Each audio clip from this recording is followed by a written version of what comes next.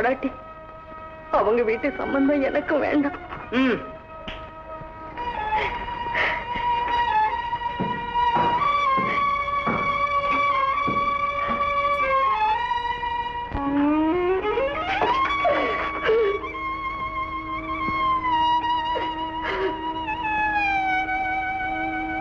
அண்ணே, என்னை மன்னிச்சிடுங்க. என்னால உங்களுக்கெல்லாம் ஏற்பட்ட அவமானம் போதும். எனக்கு புத்தி வந்துடுச்சு. எப்படியோ உன்னை நல்வழிப்படுத்த இந்த சந்தர்ப்பம் கிடைச்சது. அது வரைக்கும் சந்தோஷம். நான் வேற இடம் பார்த்து பேசி முடிக்கிறேன்.